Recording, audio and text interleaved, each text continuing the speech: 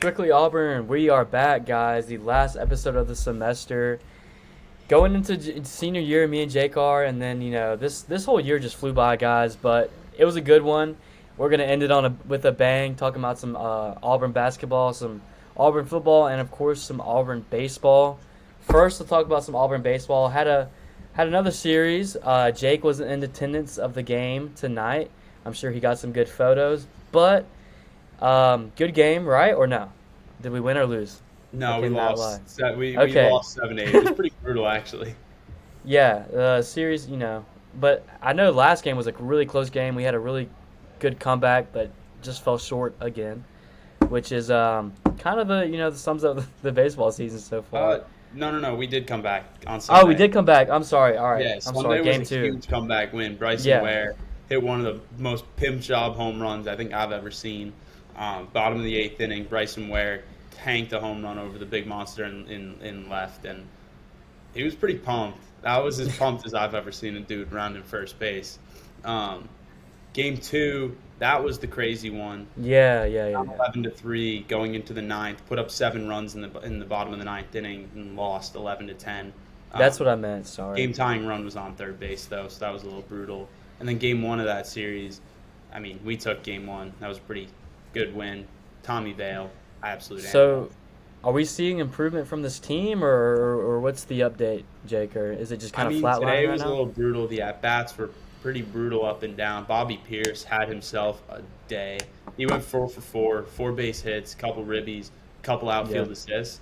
And if you haven't seen it on YouTube, on Instagram, or whatever, please, for the love of God, go watch his. He threw a ball from left on a ground ball, runner at second base, ground ball into left field, threw a frozen rope from left field, hosed the guy out at the plate.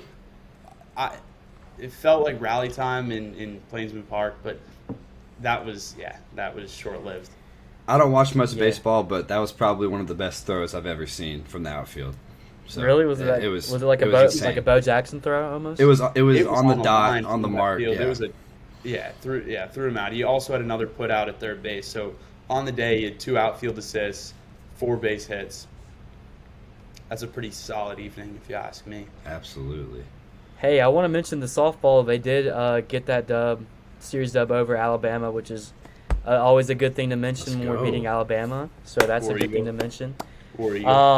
Any more baseball news? Who's our next series? Who are we playing next? So we got we traveled to Columbia to take on South Carolina.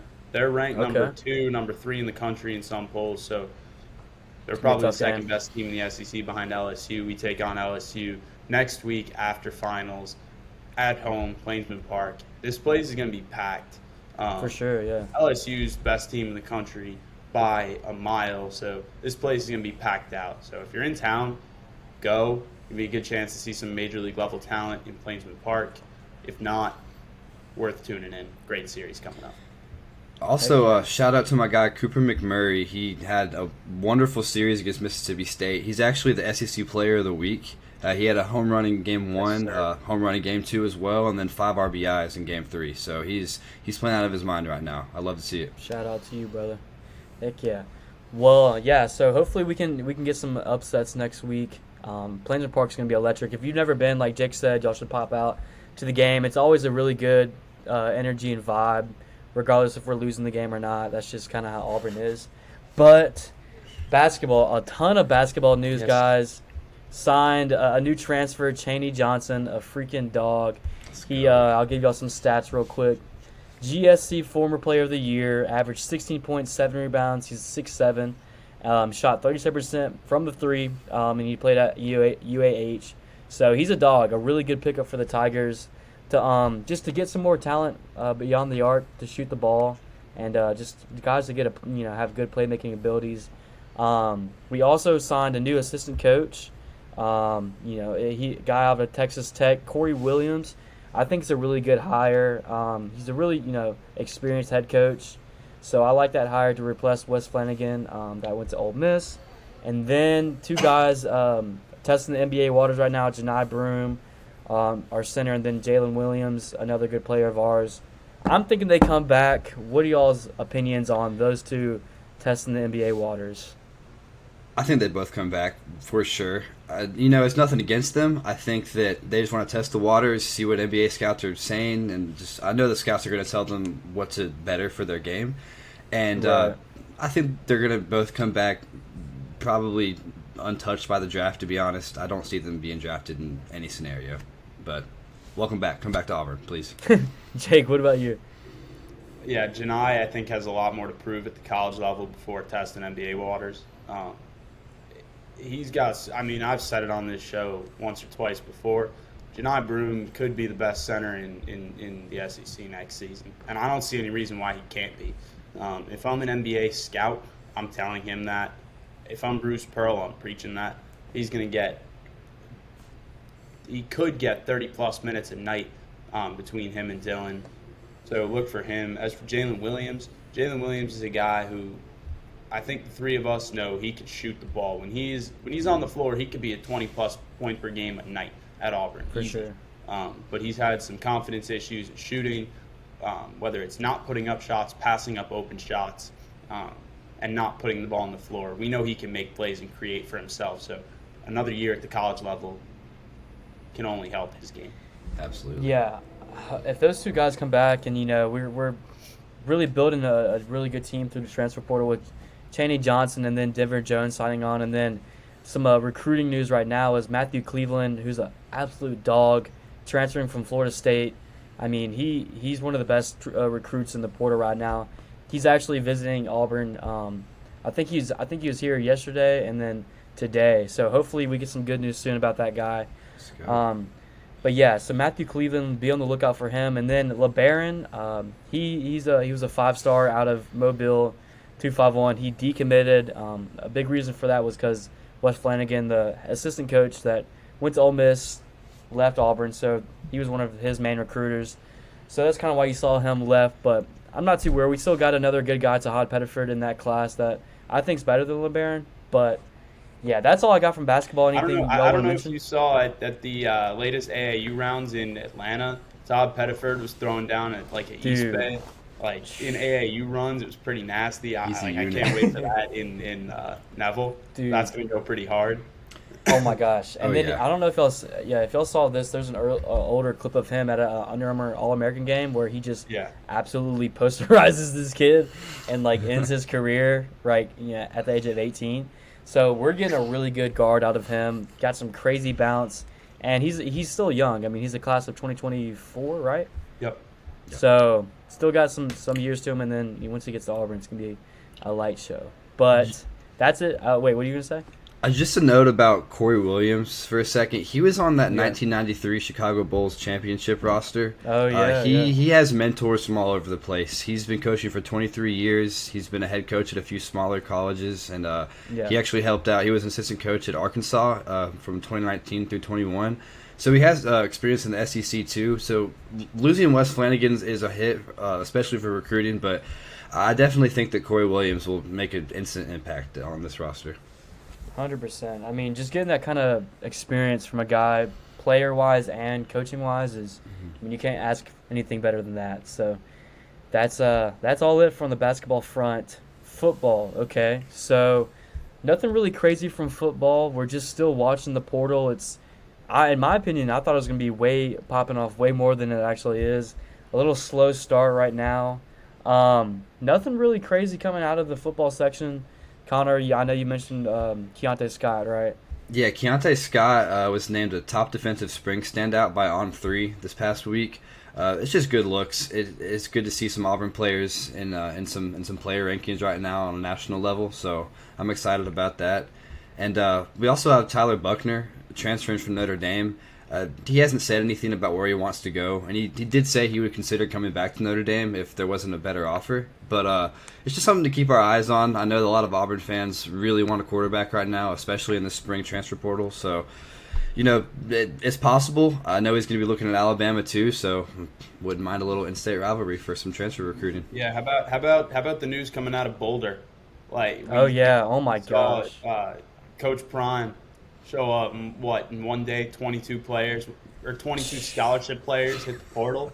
That's wild. Hey, speaking of one of their scholarship players, one of their Oh, sorry to cut you off, Jake. I didn't want to cut you off. Go ahead. Finish what you're saying. No, that's all I got. I mean, I thought that was pretty wild. I mean, you have a coach Dude, that that went is in and nuts. said he called it his master plan. He's bringing his baggage, and it's Louis. This is not Louis baggage. Dude, yeah, that's crazy. But like you said, before I cut you off, my fault. Montana, one of their leading returning receivers for Colorado, transferred as soon as he just went crazy at the spring game. Had like 150 yards receiving, I think a pair of touchdowns, and he said, "I'm out of here." So be on the lookout for that guy. And then another receiver in the air that's we're getting a visit from here soon is Jordan Hudson. I think he's visiting this weekend. Transferred out of TCU, wide receiver. So I think he's a decent athlete. I'd rather have Montana over him just from watching both their film. I like Montana's upside more than Hudson's, but that's just kind of some news that I've been hearing around for the transfer portal. And then a couple of O linemen that we're looking at. A guy from Tulsa, so we know we have that connection with Montgomery there. Was his old head coach, so be on the lookout for that. But there's also been some like ugliness coming out of Colorado too. I did want to say that. Yeah. It's one thing that it's made me appreciate Auburn a little bit more. Just how everything's been handled. I mean, I don't know if you've seen the rumors about like all the parents of Colorado players coming out and saying their kids have been like forced into the portal. Really? Wow. Colorado's been like their school they want to be at. It's a little wild to me. It's a little off, but as much crap as I talk about Auburn and their program, the stuff like this makes me appreciate what we have a little bit more.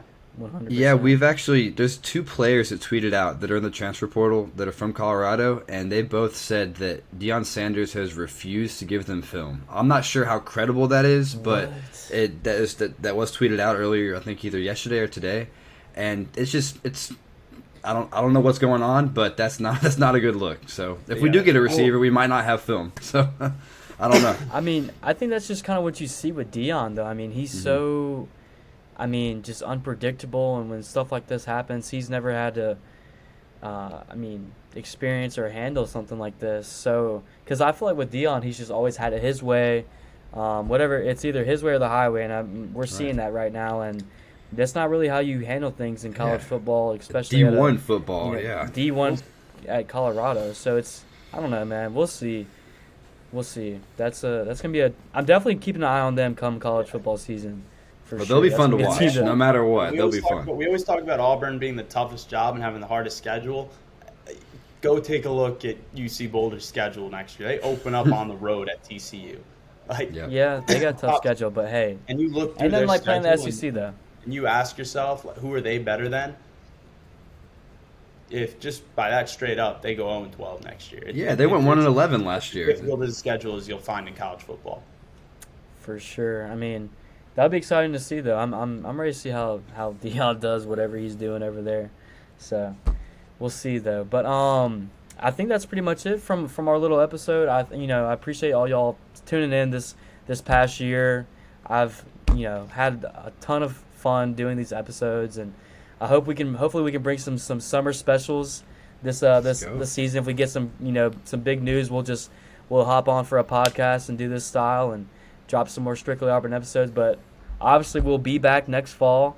Me and Jake's senior year, Connor's sophomore year. I'm excited to wrap it out like that. But that wraps it up for Strictly Auburn's last episode of the year, of the semester, guys. I love everybody that's tuned in. Connor King, I've had a great time with you. Jake Lazarus. Wouldn't want anybody else on the podcast. Real boys. Had a great time this year, but I think that's it for me. Y'all want to send anything else off? I mean, same goes for me. Appreciate everyone that watches, even though if it's just mom, dad, anyone, family. Who cares, man? Yeah, who cares? Yeah, who cares? God bless. We like making content. Eli, been a pleasure. Connor, been a pleasure. Awesome. Always. Can't wait to see what senior year has in store for us. I have 3 more years of eligibility at Strictly Auburn, so hey, you see my face. Heck yeah. Hey, I've had a great time with y'all. So I appreciate y'all, and we've made some banger episodes, so let's just keep going next year. Let's do it. Heck yeah. All right, guys. Well, that wraps it up. War Eagle. War Eagle.